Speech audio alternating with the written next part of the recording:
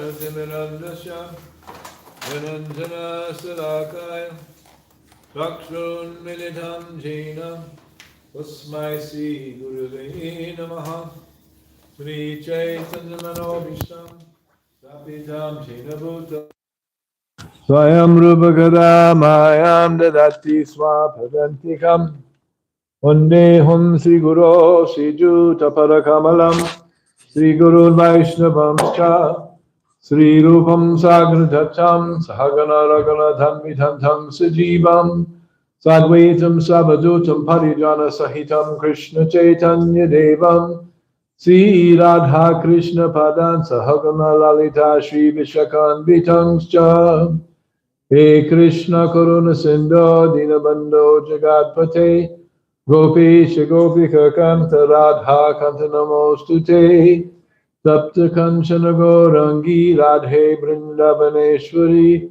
Rishabhano Sute Devi Pranamami Hari Priye Vanchakapachubhascha Kripa Sindhu Bevacha Patitanam Bhavanebhyo Vaishnavebhyo Namo Namaha Jaya Sri Krishna Chaitanya Prabhu Nityananda Sri Advaita Gadadhar Srivasadi Gaura Bhakta Vrinda Hare Krishna Krishna Krishna Hare Hare Hare Rama Rama Rama Hare Hare Om Namo Bhagavate Vasudevaya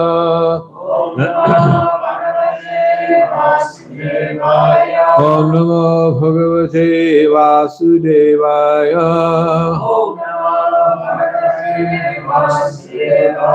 Om Namo Bhagavate Vasudevaya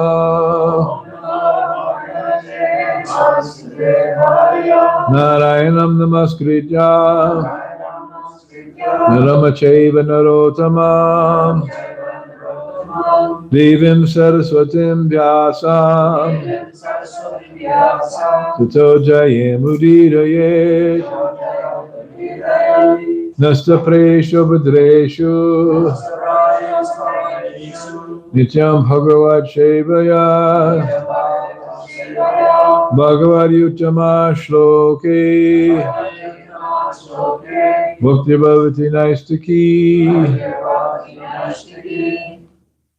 Today, Thursday, November 20th, 2025. We're reading from Srimad Bhagavatam, Canto 4, The Creation of the Fourth Order, Chapter 30, The Activities of the Prachetas. Then there's one more chapter left in this canto, Chapter 31, and then we'll be on to the almighty fifth canto, which is quite something. For Srimad Bhagavatam itself in totality is quite something. It's the highest thing. So the highest literature. The Grantaraj. Granta means book, Raj means the king. But it's the Grantaraj. It is the, and amongst all the Puranas, it's the Amala Purana, the spotless Purana. And amongst all the Vedas, it's called Veda Sada. Sada means cream. Cream rises to the top of the milk. This I know from personal experience. We used to buy the milk from a dairy in Philly, and we had 10-gallon cans, 4 of them. And there was one place you could get what they called raw jug milk. They had a special permit, because normally you have to get store-bought milk, which is all, well, not just pasteurized, but homogenized. And plus all the cream is taken out before that's done. But this one dairy, it's about 45 minutes from the temple in Philly. They were really nice people too, the family that ran it. They liked us. We were their biggest single raw jug milk customer. People would come and buy a gallon, from the tap. But we had the 10-gallon cans, and we'd buy 40 gallons. So the milk, it fills up the 10-gallon jug, and then after it settles, you get it back to the temple, and you take the top off, and the top about that much, 6, 8 inches, whatever, 10 inches, it's cream. because the cream rises to the top. So therefore, Srimad Bhagavatam is the Veda Saram. It's the cream of the Vedas. It's the topmost transcendental understanding of the Vedas, which cover many subject matters. But the cream is that best part, the highest part, the essence. And then the ladies would be eagerly waiting for the return of the milk run so they could take the cream and use that cream to make milk sweets like burfi, sandesh, and rasgulla. And those were especially good milk sweets because they were made from what? The cream. And also in Gita Nagari, they had, cream. This family farm where we bought the raw jug milk, they didn't separate out the cream, and all they did was heat pasteurize the milk because you have to do that. They boil it 3 times is what they do in the old village system. They take the milk from the cow, boil it 3 times, then you can drink it or use it in different ways. Prabhupada explains they have one system where they would just keep a pot on the fire all day with the hot milk, and anytime anyone wants, they can go and get some of that hot milk. And then after one day, then they churn it into yogurt and butter for other purposes. So the real wealth of the village is the production of grains in the field and the possession of cows to have milk products. Milk sweets like cream, yogurt, butter, and then from the butter you can make ghee, and then with ghee you can cook many nice preparations. It is really not a system that endorses veganism. Although somehow or other, in the years since I've been a devotee, veganism has become more popular than vegetarianism. And there was one guy here at the restaurant one time, and he was saying, "How could you drink milk? It is barbaric." And he was such a fool. But because he didn't drink milk, he didn't have sufficient brain substance to understand this philosophy, that milk is superior. Because Prabhupada says when you take milk and milk products, then it develops the finer tissues in the brain for understanding spiritual subject matters. So sometimes devotees, oh yes, I'm vegan. Oh, I'm sorry to hear that.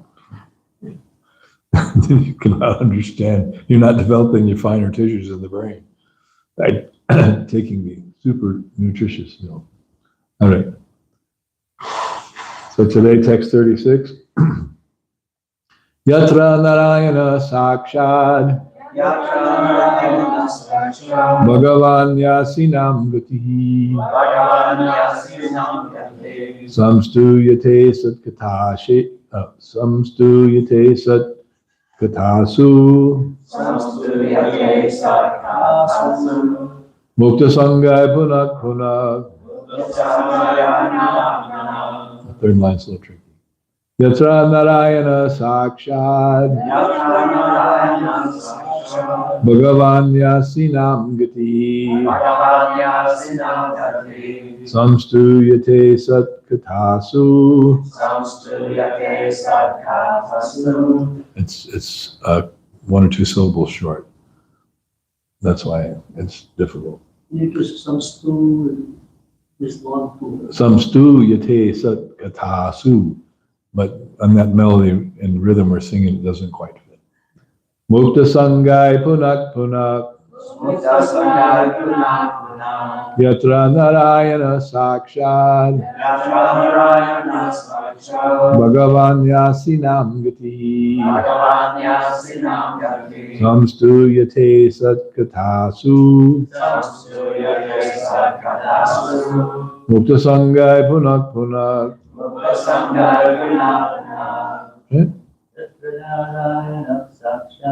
Yatra narayana sakshad Bhagavan yasinam gatihi Samstuyate Satkatasu Mukta Sangaya Punah Punah Yatra Narayana Sakshat Bhagavan Yasinam Gati Bhagavan Yasinam Gati Samstuyate Satkatasu Samstuyate Satkatasu Mukta Sangay Punah Punah Mukta Sangaya Punah Punah Yatra Narayana Sakshat Yatra Narayana Sakshat Yasinam Gati Bhagavan Yasinam Gati Satkatasu Samstuyate Satkatasu Sangay Punah Punah Mukta Sangaya Punah Punah Yatra Narayana Sakshat Yatra Narayana Sakshat Yasinam Gati Bhagavan Yasinam Gati Samstuyate Satkatasu Samstuyate Satkatasu Sankaya Punah Punah Mukta Sangaya Punah Punah Narayana Sakshat Yatra Narayana Sakshat Yasinam Gati Bhagavan Yasinam Gati Samstuyate Satkatasu Mukta Sangaya Punah Punah. Okay. It's just a little darker in here because of the cloudy day. Yeah. The word for word, please repeat. Yatra. Yatra Where? Narayanaha. Narayana Lord Narayana. Narayana Sakshat. Sakshat Directly. Directly Bhagavan. Bhagavan The Supreme Personality of Godhead. the Supreme Personality of Godhead Nyasinam. Yasinam Of persons in the renounced order of life. a person in the renounced order of life Gatihi. Gati The ultimate goal. the ultimate goal Samstuyate. Samstuyate Is worshipped. is worshipped Satkatasu. Satkatasu By discussing the transcendental vibration.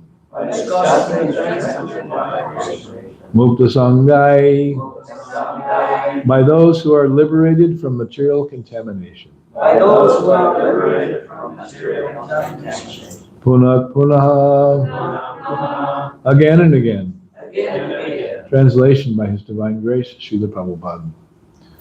The Supreme Lord, Narayana, is present among devotees who are engaged in hearing and chanting the holy name of the Supreme Personality of Godhead. Lord Narayana is the ultimate goal of sannyasis, those in the renounced order of life.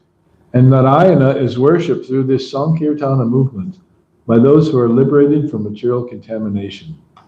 Indeed, they recite the holy name again and again. I'm going to go ahead and read the purport since I did that long introduction. The Mayavadi sannyasis are missing the real presence of Narayana. This is because they falsely claim to be Narayana himself. According to the customary etiquette of Mayavadi sannyasis, they address one another as Narayana. You are Narayan. You are Narayan. I am Narayan. We're all Narayan. What is the difficulty? To say that everyone is a temple of Narayana is correct. But to accept another human being as Narayana is a great offense. The conception of Daridra Narayana, poor Narayana, an attempt to identify the poor with Narayana, is also a great offense. Even to identify Narayana with demigods like Lord Brahma and Lord Shiva is an offense. Yastu Narayanam Devam Brahmarudra Daivatai Samatmenaiva Viksheta Sapashandi Bhavedruvam. One who considers Lord Narayan on a level with great demigods like Lord Brahma and Lord Shiva is immediately listed among non-believers. That's the second offense. The fact is that by performing Sankirtan Yagya, one can immediately please the Supreme Personality of Godhead. Then Narayana himself descends and is immediately present. In this age of Kali, Narayana is immediately present in the form of Lord Chaitanya. Concerning Lord Chaitanya, Srimad Bhagavatam 11.5.32 states, Krishna Varnam Tvisha Krishnam Sangopangastra Parshadam Yagyaya Sankirtana Prayayar Yajanti Hishumedasaha. In the age of Kali, intelligent persons perform congregational chanting to worship the incarnation of Godhead, who constantly sings the name of Krishna. Although his complexion is not blackish, he is Krishna himself. He is accompanied by his associates, servants, weapons, and confidential companions. After all, human life is meant for pleasing Narayana, and this can easily be done by performing Sankirtan Yagya. Wherever there is congregational chanting of the holy names of the Lord, Golden Narayana, the Supreme Personality of Godhead, in his incarnation as Lord Chaitanya, immediately appears and is worshipped by Sankirtan Yagya. In this verse, it is said that Narayan is Nasinam Gatihi, the ultimate goal of the sannyasis. The goal of those who have renounced the material world is the attainment of Narayana. A Vaishnava sannyasi, therefore, dedicates his life to serving Narayana. He does not falsely claim to be Narayana. Instead of becoming nirvaira, non-envious of other living entities, one who tries to become Narayana becomes envious of the Supreme Lord. Therefore, the attempt to become Narayana constitutes the greatest offense. Actually, when one chants or discusses the transcendental activities of the Lord, he immediately becomes non-envious. In this material world, everyone is envious of everyone else. But by vibrating or discussing the holy name of the Lord, one becomes non-envious and devoid of material hankering. Because of our envy of the Supreme Personality of Godhead, we have become envious of all other living entities. When we are no longer envious of the Supreme Personality of Godhead, then there will be real peace, unity, and fraternity in human society. Without Narayana or Sankirtan Yagya, there cannot be peace in this material world. A wonderful purport. Yatra Narayana Sakshad Bhagavan Yasinam Vitihi Samstuyate Sakatasu Mukta Sangai Punat Punaha. The Supreme Lord Narayana is present among devotees who are engaged in hearing and chanting the holy name of the Supreme Personality of Godhead. Lord Narayana is the ultimate goal of sannyasis, those in the renounced order of life. And Narayana is worshipped through this Sankirtan movement by those who are liberated from material contamination. Indeed, they recite the holy name again and again.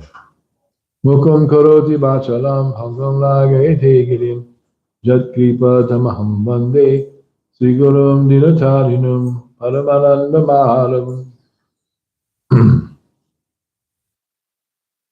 So here Srila Prabhupada is conclusively defeating the Mayavadi program. And that has been the business of acharyas inside and outside of our sampradaya for a long time. Ever since immediately after the time of Shankaracharya, who is the Adi Mayavadi, you could say. He's preaching this bogus philosophy that we are all God. And that simply we become covered by illusion. But this is actually not the fact. God never becomes covered by illusion. The individual jivas, the jiva shakti, yes, they can become covered by Maya. Who's they? They is we. We can become covered by Maya because we are tiny fragmental parts and not all powerful. But the potency of illusion or Maya, that is an energy of the Supreme Lord. The great studiers of Vedanta and Vedic knowledge have understood that the Lord's potencies can be divided into three categories. The internal potency, which is the potency that governs the spiritual world. Then there's the external potency, which governs the material world. And then, aparayami tastvanyam prakritim vidi me param jiva bhuta mahabahoya yedam daryate jagat. Then there are the living entities, who are called tatashta shakti, or the marginal potency. We living entities are actually an energy, a potency of God. That's the good news. Who are you? Oh, I'm the potency of God, one of the potencies of God. But marginal, tatashta, which means that there's a consideration of which of the other superior potencies one is taking shelter of. That is the internal potency or the external potency. And the living entities fallen from their spiritual position have taken shelter of Maya and have thus become bewildered in illusion and subject to the stringent rules and regulations of Maya. So the Mayavadi sannyasis, they recognize this and they want to become liberated or free. But their concoction or their misconception is that when you become liberated, then you become God. You become one with God. You are God. And this is, we see, quite prevalent in India, amongst so-called Hindus. It is the most prevalent thing, actually, idea. So there's a difference between the impersonalists, who are just on the lower stage of realization, Brahmeti, Paramatmaiti, Bhagavaniti Shabhyate. And then higher than the impersonalists is the yogis, who meditate to get in touch with and see the super soul. The Brahmeti Paramatmeti, that is a further, the Paramatma realization is above the Brahman realization. But ultimately, the conclusive understanding is that Bhagavan is supreme. And then those who are further advanced, the Vaishnavas, they worship Bhagavan. And therefore, the Bhagavat Purana is the highest Purana, as we mentioned earlier, the Amala Purana, because it focuses in on Bhagavan and purifies one and teaches one to become a devotee. And this is the program of Sri Chaitanya Mahaprabhu to complete the Vedic restoration by teaching everyone to become a devotee. Now, the atheistic Lord Buddha had diverted the people in general from the Vedic path, but for a specific reason, because they were using the animal sacrifices that are given in the Vedas as an excuse to simply kill and eat animals. So he said, forget the Vedas. You just follow me and meditate and practice austerities, and then you will become enlightened. With no mention of Bhagavan or Paramatma or even Brahman. And so therefore, Buddhism is characterized by the real followers of the Vedas as a type of atheism. But then Shankaracharya, who is none other than Lord Shiva himself, was sent by the Lord to restore the Vedic authority. But he did that in a kind of a tricky way. Maya vadam ashachchastam prachtam bodham uchite. The Mayavad understanding draws his authority from the Vedas, but does so in a perverted way. Mayavadam asach chastram. He concocted his own interpretation of Vedanta, and therefore it is called asat shastra, bogus shastra. Asat means not eternal. It's a false understanding. Prachanam bhodamuchate, much as is the Buddhist philosophy.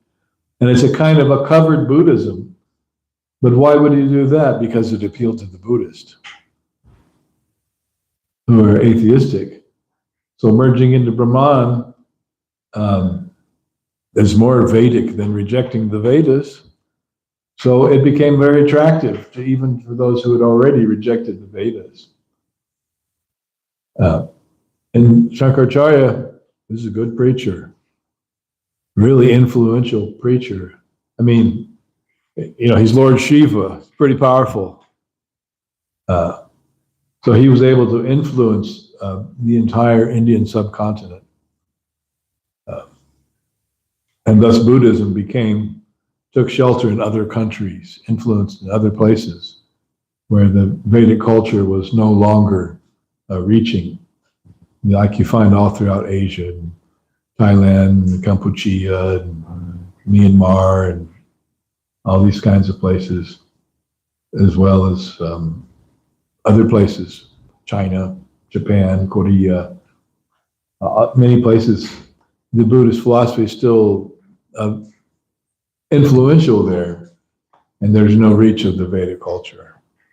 But Shankaracharya was able to restore the importance of the Vedas, the authority of the Vedas to India. So that's a great contribution, even though there is a catch to that. And then, so why would the Lord do that? Why would he allow Shankaracharya? Why would he just preach pure Krishna consciousness? Because they would not accept the Buddhists. So here's a version that's prachanam bhodamuchate, kind of a covered Buddhism that you can accept along with the authority of the Vedas. So that's a step forward in the restoration of the true Vedic version. And then along came after Shankaracharya, Ramanuja Acharya, specifically, prominently, and Madhvacharya, who strongly preached against the Mayavad interpretation of Vedanta, the Sharirika Bhasha of Shankaracharya. Although interestingly enough, if you examine the teachings of Shankaracharya, he does reveal the fact that he's Vaishnavanam Yatha Shambhu by various statements. Like Bhaja Govinda, Bhaja Govinda, Bhaja Govinda, Buddhamate. What's the rest? Prapte Sanite, Sanite, Nahi Nahi, Dukrin Rakshati. That you fools and rascals just worship Govinda, Bhaja Govinda, Bhaja Govinda, Bhaja Govinda, Mudha, Mate, Mudha, you rascals. That your Sanskrit interpretations and word jugglery and squeezing out different meanings from the Vedic philosophy, that will not save you. But therefore, just worship Govinda. So that's extremely conclusive Vaishnava philosophy. So he tipped his hand a little bit. And then there's more. There's the Gita Bhashya of Shankaracharya, which is completely wonderful. Glorification of Krishna in the Bhagavad Gita. And there he says, let there be one religion, one book for the entire world, Bhagavad Gita. Let there be one religion, the chanting of the holy names. Let there be one work, the devotional service of the Lord. So he's really revealing his Vaishnava self, even though that peeks through but that the followers of Shankaracharya ignore, basically. The true Vaishnava Siddhanta that he presents, and they go with the Mayavad interpretation. And so Ramanuja Acharya very vociferously and enthusiastically was preaching Vaishnava Siddhanta in order to defeat Shankaracharya as well as Madhvacharya. These are the two great stalwarts, Vaishnava preachers of the Middle Ages, who were determined and intent on establishing the true conclusions of the Vedas, that your real identity is that you are a devotee of the Supreme Lord and you should worship Him. And then finally, along came Sri Chaitanya Mahaprabhu, who totally defeated the philosophy of Shankaracharya, drove a stake in the heart and pounded it through for once and for all. And this was exhibited in the liberation of Sarvabhauma Bhattacharya, who is the greatest proponent of Mayavad philosophy, and indeed the greatest scholar in all of India at that time. But it's no wonder that he was such a great scholar, because who is he? He's Brihaspati, the great spiritual master and teacher of Vedic knowledge for the demigods. So truly learned personality, more learned than anybody else. So learned that the Mayavadi sannyasis would go to him for instruction, even though he was not a sannyasi. He was in the lower stage of life, a householder. Oh my God, a householder. But that just proves ultimately Chaitanya Mahaprabhu's teaching that Kiba Nyasi, Kiba Biba Kiba Nasi Shudru Keninai, Ye Krishna Tattva Veta Se Guru Hai. Ultimately, one who knows the science of Krishna, regardless of what he is, Kiva Bipra, Kiva Nyasi, Shudra Keninai, whether he's a Brahmana or a sannyasi or even a Shudra. A Shudra. In the Brahmana class, to them, the Shudras are anathema. But one who knows the science of Krishna, the Krishna Tattva Veta, Se Guru Hai, he knows the truth of Krishna consciousness, and he can become the spiritual master. That is the real qualification. Knowing the science of Krishna and oneself being. It's not like an academic thing, knowing the science of Krishna. Like, oh yes, I have a PhD in Krishna science. But knowing the science of Krishna means realizing the science of Krishna and devoting oneself, becoming a great devotee, and being always absorbed in Krishna consciousness. That is the Krishna Tattva Veta Se Guru Hai. That is the real person who can become a spiritual master, who is realized both through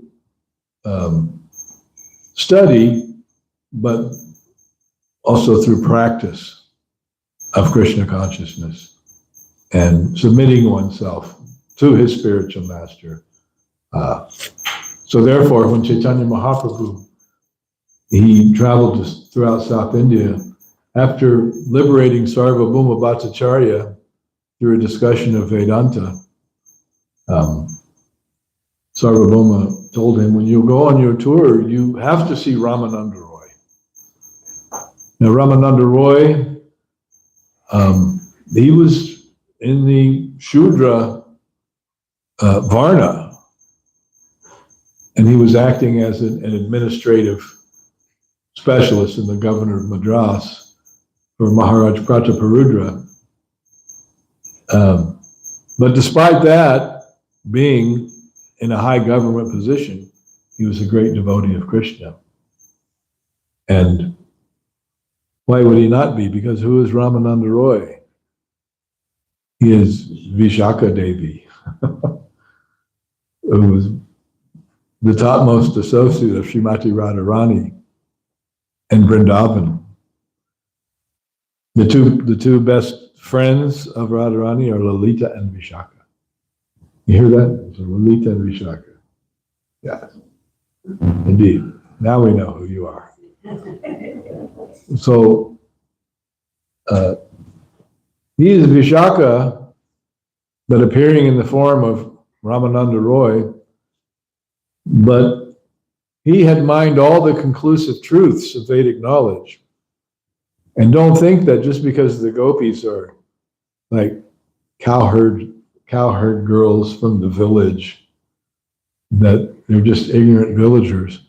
No, they are well versed and thoroughly realized in all the conclusions of Vedic knowledge, because they are the topmost devotees of Radha and Krishna. So to think, oh, these are just some girls from the village, you know, silly village girls. What do they know? How to churn butter, make yogurt, you know. Maybe some arts and crafts. But no, they're actually the highest Vedic scholars. But that is the nature of Krishna and his associates. They're performing their Leela, but who they are and what they are is far beyond any apparent external material consideration whatsoever. So here you have Sarvabhauma Bhattacharya, he's Brihaspati, coming to take part in the pastimes of Chaitanya Mahaprabhu.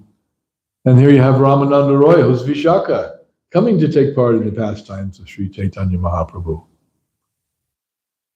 So in the Chaitanya Charitamrita, the discussions of Krishna Tattva between Ramananda Roy and Lord Chaitanya Mahaprabhu are very deep. And that's a systematic discussion that analyzes the different levels of Vedic understanding, all the way from Varnashram all the way up to the highest understanding of Radha Krishna Tattva. Even so much so that as Chaitanya Mahaprabhu was questioning Ramananda Roy and prodding him to speak further and further, he was Eko Bhai. That's external. I think you know more. Go on, go on, go on. Go on speaking. And then Ramananda Roy said, I never knew before now that anyone could even discuss this level of truth. This could have this level of consciousness, that it was even possible. He said, I am just like a stringed instrument, and you are the master musician, and you are causing me to vibrate. You're making me speak like a great sitar player makes the sitar speak and vibrate all these wonderful sounds. Yeah. He said, you're causing me to speak like this. I'm just like a puppet, and you're the master puppeteer, pulling the strings and arranging everything. And although you are the supreme, all-cognizant, all-knowing Lord, you know everything, and I'm just a poor living entity, you are making me speak this truth. And it's astonishing that I didn't even know I could speak this truth like this. But it is you pulling the strings and making the whole thing happen. So this is the pastime of Chaitanya Mahaprabhu. He's pulling these, he's just asking questions. And Ramananda Roy is giving all the answers, revealing the highest truths. But he's well aware that it's the Lord himself who's revealing these highest truths through his mouth. And because he's a surrendered servant, that is going on. That's the process. You surrender, then Krishna works through you. Krishna uses you. Like he says in Bhagavad Gita, what is it? Nimittamavam bhavasachi sachi. Just become an instrument. In my service. That's all. Just become an instrument. And then he will do the making of the music, the manipulation of the instrument in the hands of the master. So anyone can become an instrument in the hands of Krishna. if they surrender to Krishna and dedicate themselves 100%, iha yasya harer dasya karmana manasa gira nikilap dashu jivan mukta sa uchate. That one is a liberated soul, jivan mukta sa uchate. He's called a liberated soul, even in this life, if iha yasya harer dasya, he becomes a servant of the Lord.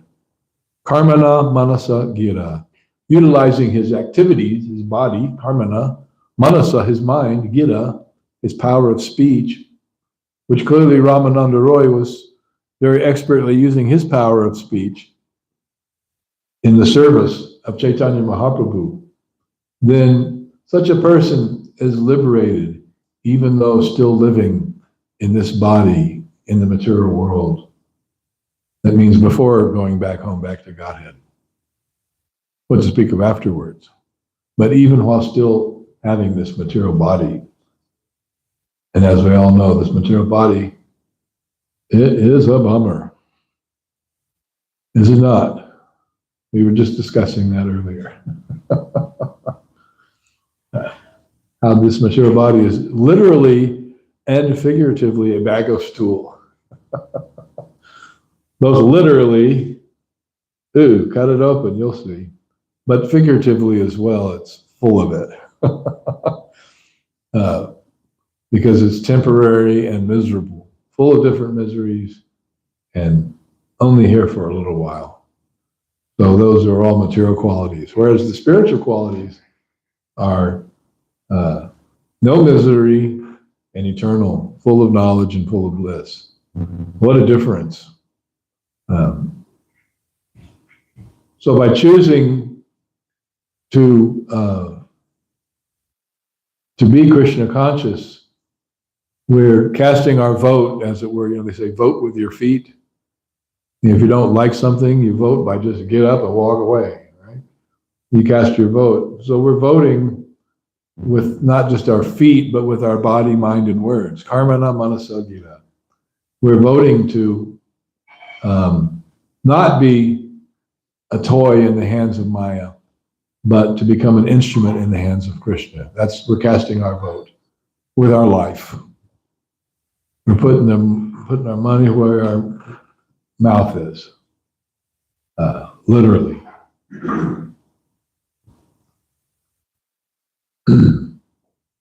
So Chaitanya Mahaprabhu, when he met Ramananda Roy, they embraced each other and fell down on the ground. They fainted and they were exhibiting ecstatic symptoms. This is why Ramananda Roy was going to take his bath.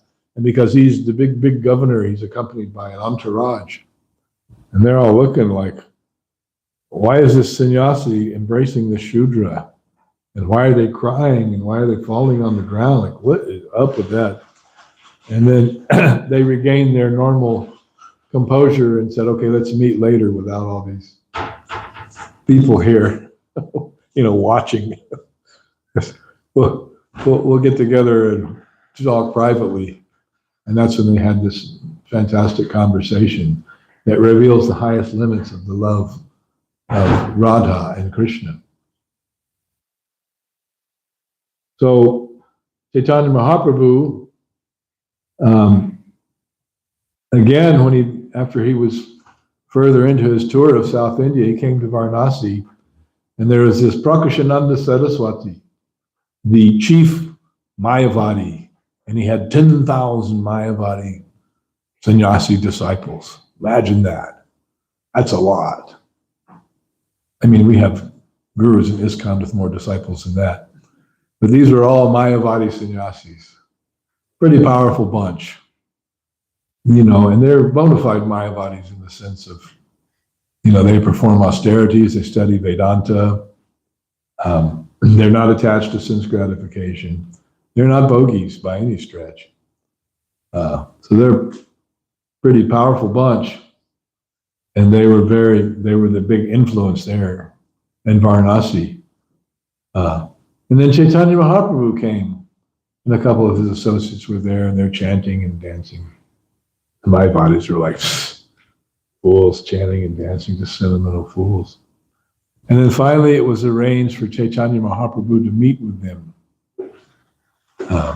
And as Prabhupada says in today's purport, that the etiquette amongst the Mayavadis is they address each other as Narayan. Om Namo Narayanaya. Hey Narayan, how you doing? I'm fine, Narayan. How are you? Yes, nice to see you, Narayan. And look at all these other 10,000 Narayans. We got a real Narayan crew here. Everyone's Narayan. And then Chaitanya Mahaprabhu came into their association, and what did he do? He exhibited his Brahman effulgence. He out-Narayaned the Narayans.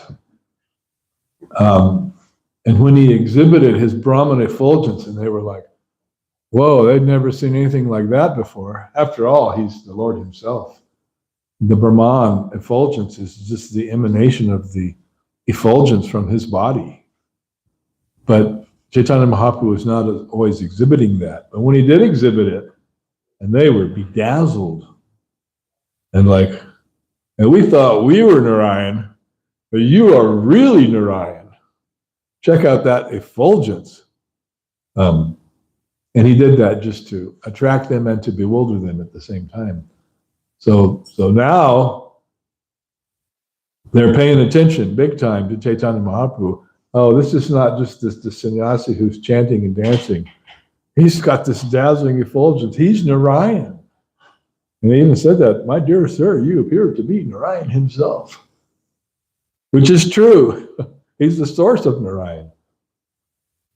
So that was his trick to get them to pay attention, and then he defeated them philosophically. And then later on, Prakashananda Saraswati and these Mayavadis, they repented their arrogance and their treatment of Chaitanya Mahaprabhu, and they became devotees. And thus all the residents of Varanasi also became devotees. That's the last chapter of the Madhya Lila, chapter 25. The residents of Varanasi become Vaishnavas.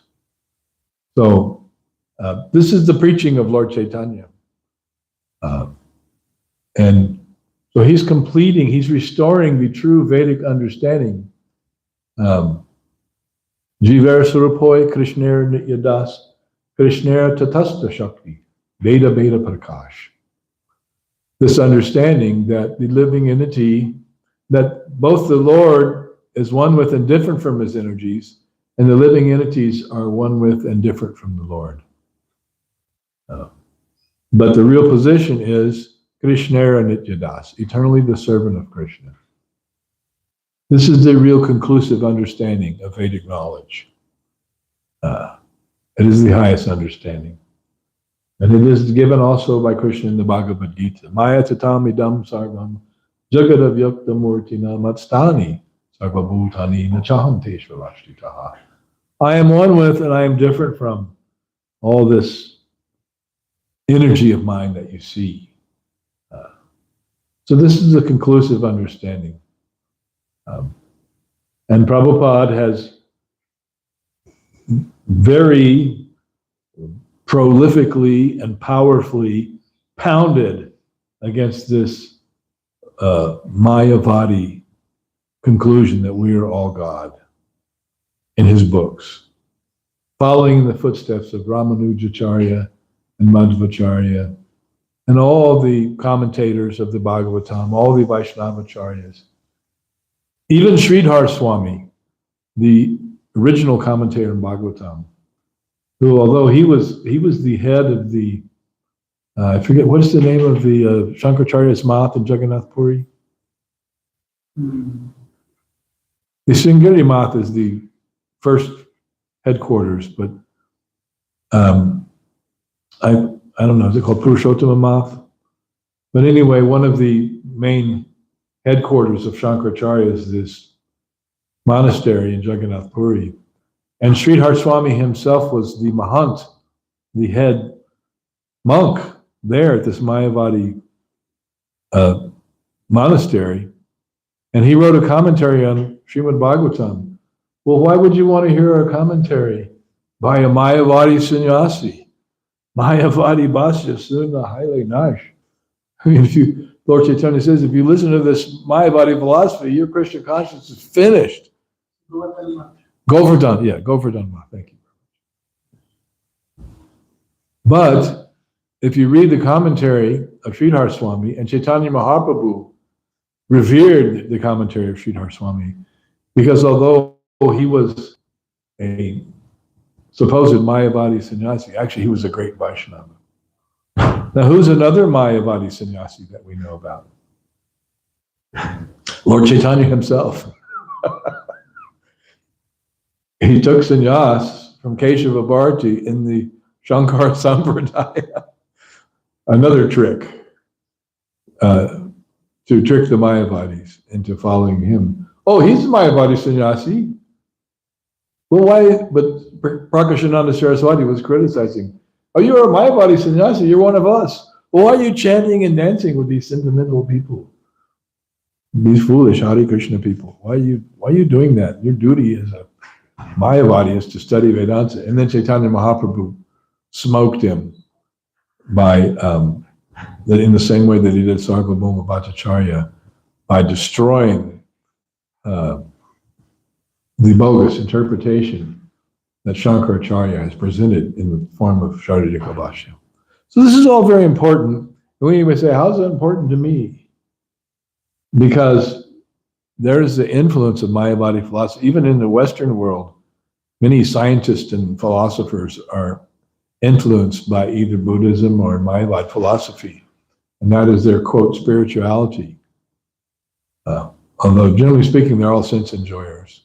Like a real Mayavadi sannyasi is not a sense enjoyer at all. No. As a matter of fact, to follow the real strict guidelines of Mayavadi sannyas, most of us could not do that. It's too austere.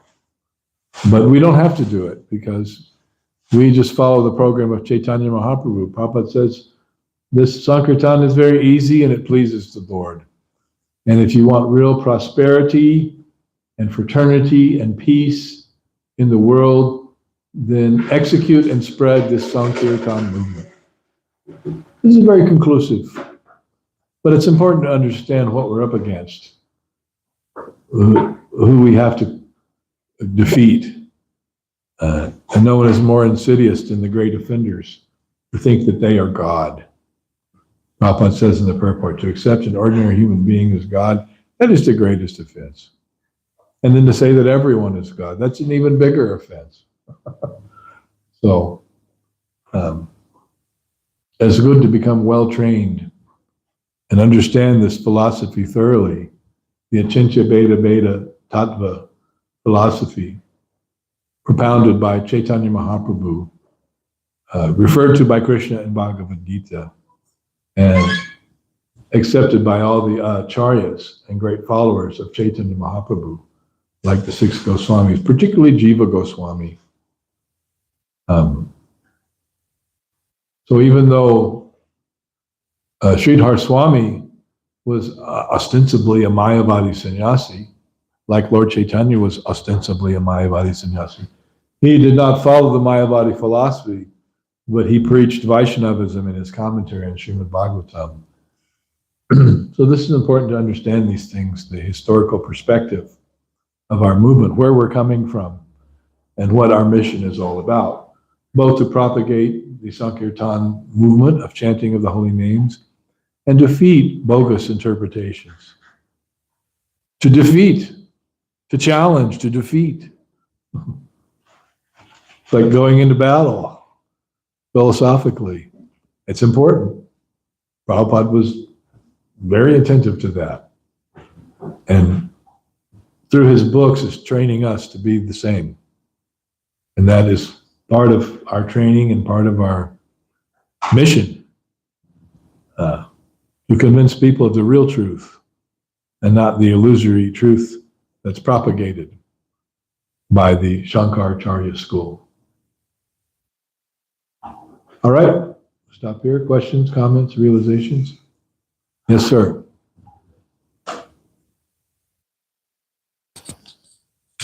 So I thank you for such a nice class going over this whole Mayavad philosophy and all that.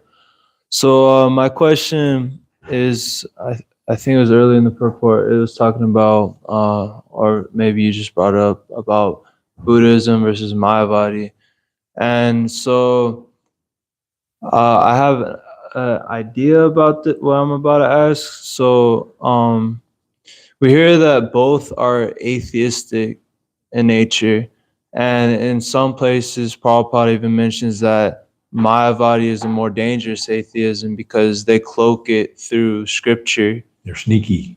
How so?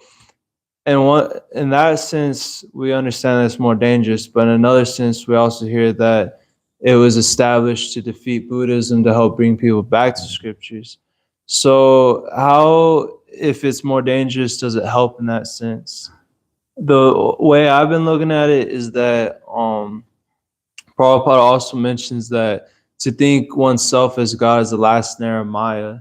So is it because it would bring them at least that last snare, or what would be the case?